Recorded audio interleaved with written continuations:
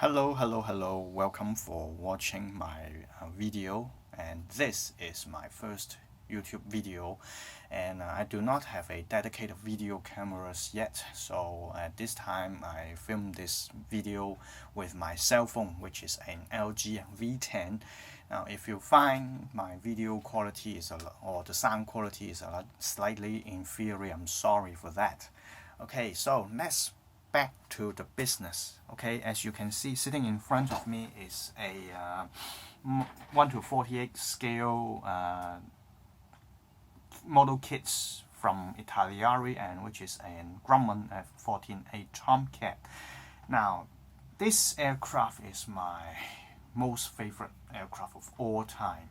Okay, now many people like F-14 because the movie Top Gun, but I am even earlier than that, and the first glance that I know this aircraft is from the movie The Final Countdown. Okay, and you can see the two F-14 shoot down the Zero fighters, which is a fictional story. Okay, and that is with the VF-84 fighting squadron, the Jolly Rogers. Okay, and then later the Japanese anime, the super dimensional fortress Macross. Okay, you see the variable fighter VF-1 Valkyrie. Okay, it's inspired by the F-14 as well, and there's also one skeleton squadron. Okay, the scout leader. Okay, also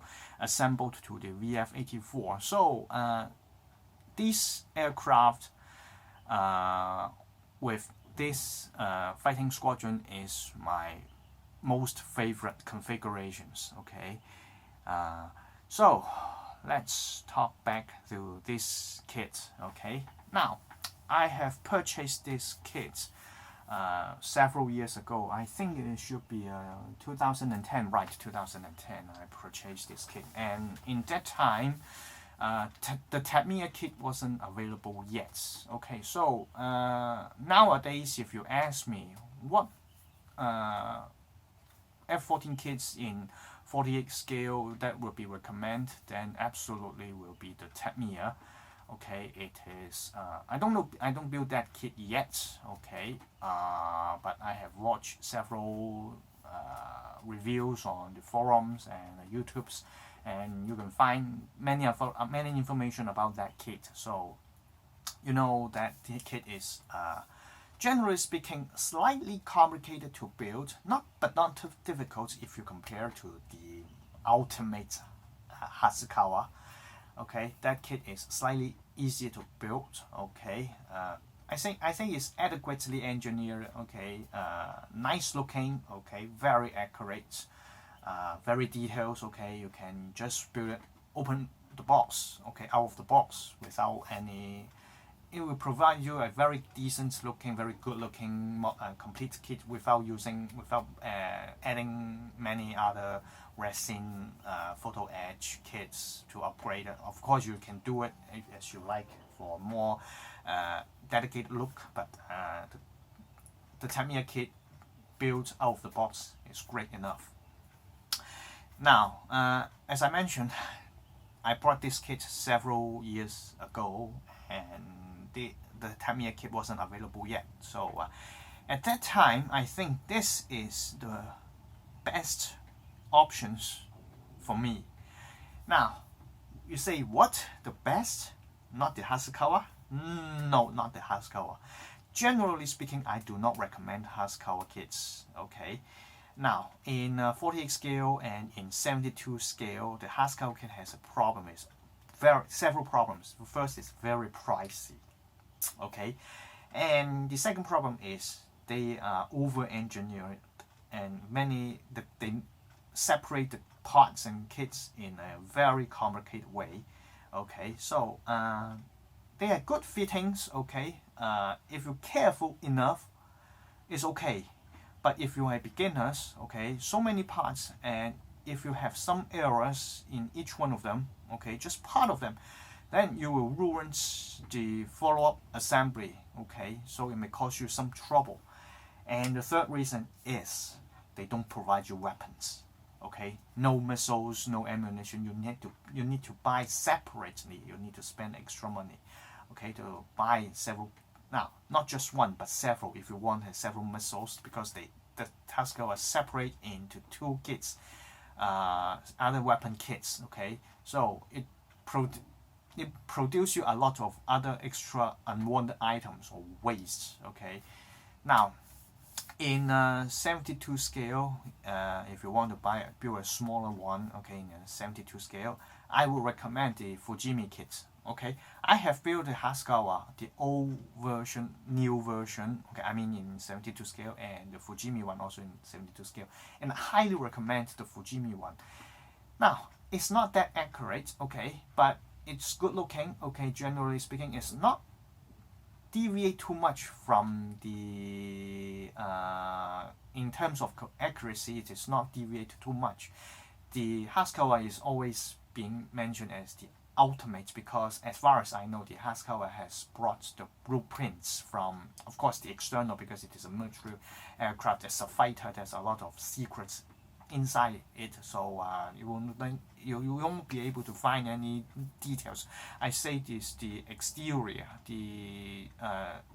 design blueprints. Okay, the Hasegawa has brought it from the Grumman. So Hasegawa always produce the most accurate F-14 models. Okay, so Fujimi is in 72 scale is not very. If you side by side compare, you will find some deviation. But if you don't compare that, if you just build like this, okay, after you're looking at, okay, you will be very happy with the result, and also provides you with weapons and a lot of options. Okay, adequately engineered. Okay, not very difficult to build. Okay, no fitting issue whatsoever. So Fujimi in 72 scale is my #1 recommendation. Now, 48 scale, again, nowadays, of course, is the Tamiya kits, but as I mentioned, I bought these kits when the Tamiya is not yet available. Okay, so, yeah, there are several. Okay, so I should say, okay, if someone asks me, should I recommend this kit? Nowadays, I say no, okay, but that is a very simple, long story short answer. Okay, so things is not that simple. That is not what I want to say. That is the reason why I make this video. Now, I have searched through the Googles, okay, and YouTubes, and I think I find actually very little informations, not too much about this particular kits. Okay, you can find tons of videos, comments, and other information from the forums talking about Hasegawa, the Tamiya, the Academy, okay, the Hobby Boss, but not really very much about the Italeri. And I think this kit is been underestimated by many people. And I have seen one of the forums, someone asked about this kit, should they recommend it, and all of the people, not most, but all of the people say forget it. It's a trash. You don't spend the money on this kit. Okay. Now, but if you look at details, do some homeworks, look for some limited resources on the internet, and actually this kit is not that bad at all. Okay. Now, there's shortcomings in this kit, and there's quite a lot. Okay, many details is missing or even wrong, incorrect. Okay, but this kit, after you finish it, at least it looks and looks right in the size and shape. Now, what does that mean? Now, if you give me an example, the Academy, okay, F-14 in 48 scale, and if you look at the forward fuselage, you will find that is fat, round, okay, shortened. Something wrong, seems to be wrong with that kit, and that is what I mean. Okay, it looks wrong. Okay, something wrong with that kit, but this kit, at least it looks right in size and shape. Okay, as I mentioned, only some not some, but many detail is missing. So it's okay for you to have some modification. Okay, you can cope with it. Okay, now so this kit I would recommend to this kit for different kind of modelers. Okay, the first kind is you are very tight on budget. Okay, you can't afford to spend extra monies, but you want to build a decent looking kits, okay, in 48 scale. Now I'm not sure whether there is any other kits in this scale cost less than this kit. I don't know, I'm not sure, but this kit is very affordable. Okay, I'm not sure the current price, but I've seen in eBay. Okay, some do some homework, and it ranges about from 19 to 21 US dollars. Okay, depends on where you are. Okay, so that is affordable enough. Okay, and the second type of modeler is for the beginners. Okay, as I mentioned, this kit is very few parts to build on, and as it's fewer parts. Okay, it less tendencies to mess up with. Okay, also even if you are experienced modelers, okay, you want to to practice with your painting skill or weathering skill, and all you need is just a simple but yet dedicated decent looking kit. Then this kit will be also good to consider with. And the final kind of modeler is you are some kind of looking for the perfection. Okay, you want everything that looks perfect. Okay, as identical as the real one, and even you buy the Husqvarna kit. Okay, you will still buy tons of resins or photo etch upgrade kits on the model. Then in this situation, actually you only need a simple kit to start on, and this is definitely good to go on. Now I didn't build this kit yet, but you heard me that this kit has less parts to assemble. Okay, less chance to mess with.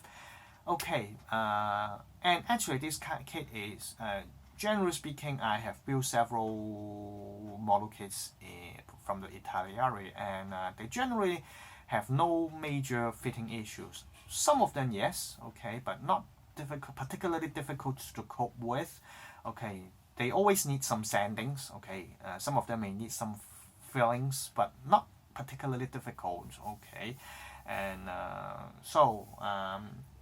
and I have built several kits. One is the MiG-29. Okay, actually I built two of them.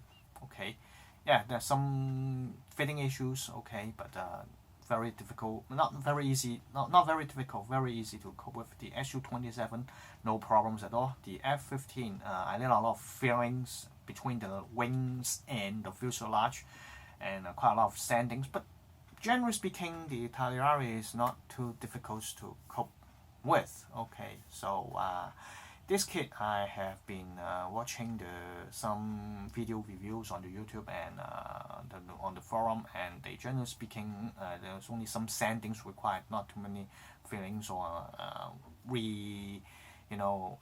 scratch build you need. So that's good to go. Okay, so let's open this box right now. Okay, to see the contents. Okay, now here is the instruction manuals. Okay, it is a one sheet, pretty long one. Okay, easy to understand, black and white clear. Okay, now here is the common decals, tell you some warning signs on top of it. Okay, and here you have 3 fighting squadron available, the VF-84 Jolly Rogers in 1976. Okay, the VF-1 Wolfpack 1975. Okay, and VF-213. Okay, 1975. Okay, so this is an earlier configuration. Okay, so it is high visibility color scheme. Right. Okay. I like that era. Every aircraft, U.S. Navy aircraft looks so colorful. Okay. Very nice looking. I don't like the low visibility. As I mentioned, I've influenced from the Final Countdown and the Macross. Okay. Now, I have opened this kit before, so it is not totally brand new opening. I have to check any damage due to transportations. Okay, there are some damage, but not very serious damage. I can fix it. Okay, now this is the canopy and the windshield in a separate bag to protect it. Okay, it's nice, crisp, clear. Okay, crystal clear. Okay, now generally speaking, if you notice that, okay, you will know that the cross section of the canopy of the F-14 is narrower in these corners. Okay, but this kit is just straight. Okay, less accurate, but I can live with it. Okay, it's not too bad. Okay, I've built the old version of the Haskell, which is the raised panel. Okay, what I said is in 72 scale. They just open it up like this. Okay, very terrible. This one is nice looking, and I know that why they make the Italeri make this canopy in this shape is because it is easier to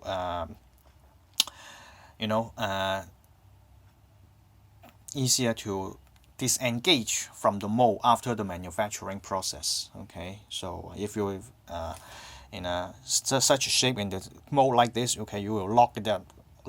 Okay, but if you're a straight one, you can detach from the mold. Okay, I'm not a native English speaker, so sorry for that. Okay, if you don't understand it, okay, I hope you can forget about it. Okay, now these sprues, okay, the top fuselage, the nozzle, engine nozzle, the ejection seats. Okay, now you can see this is the recessed panel lines, not the raised one. Okay, and they kind of a little bit deep and wide, but okay, but not as aggressive as some die-cast model. Okay, but not as thin as the Haskell one. Okay, the second sprue. Okay, the bottom fuselage. Okay, the afterburner, yes, due to transportation lock off. Okay, you can see here it's kind of short, and also it's kind of short, and it's not straight tube. Okay, it's tapered or cone shaped. Okay, but I know again this is easy for the manufacturing. Okay, and but because it is tapered. Okay, now let me find a flashlight. Okay, I see inside. Okay, maybe it's too bright. Okay, here, nice looking, not too bad. Okay, now this kit only offers you with the nozzle in a closed position. So once it was sit inside, it will, as it is tapered, it will create an illusion that the afterburner, the turbine portion is very deep. Okay, give you such an illusion. Okay, very smart move. Okay. Now, the ejection seat and the arresting hook. Right. So, okay, let's move on. Now, again, another loose parts due to transportation. The engine intake. I think this one is the left one. Right, you have this. Actually, I know as far as this is the locking hole for the landing gear. So this one should be the left side. Okay, some flecks over here, causing some, you know, whitening over here. I may need some heat gun. Oh, there's one as well. Okay, I need some heat guns to heat it up to restore its original shape. Okay, no big deal with it. I can fix it. Okay, so the rest of that. This one is the wings, the sidewinder, the flight control panels, okay, the camera, okay, the wings, the vertical and horizontal stabilizers, okay.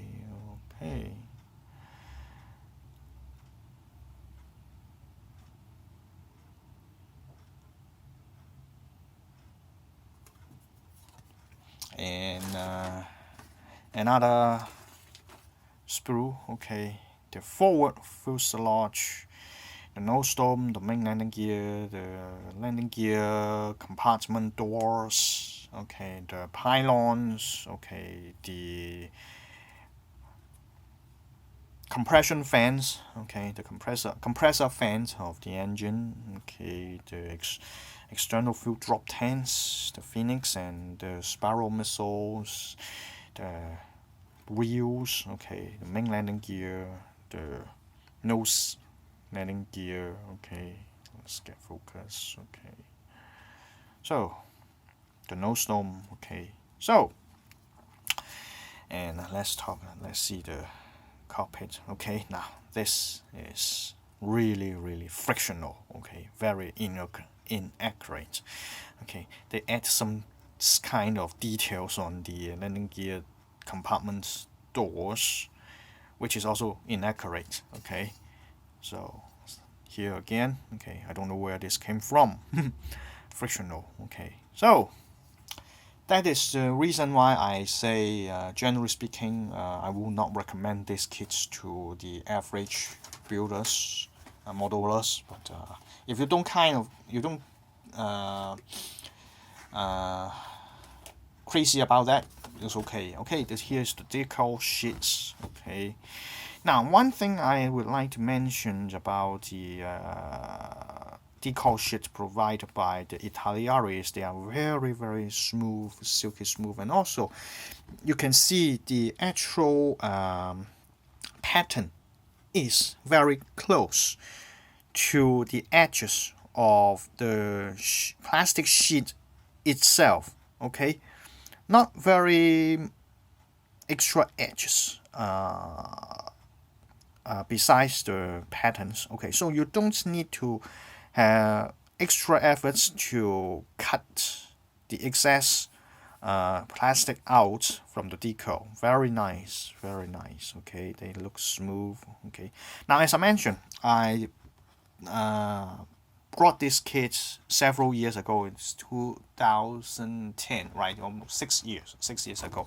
And this kit, I just put it in a box like this. Okay, they don't have a they have this sheet, these papers to protect, but no other plastic bag. Okay, you can see still very nice looking. Okay, no signs of aging at all. Okay. Of course, I don't know when I assemble how bad it was or how good it was, but at least it looks nice. Okay, so now I may stop the video for a while, and next part I will make another video to speak about what the shortcoming in details about this kit. So stay tuned.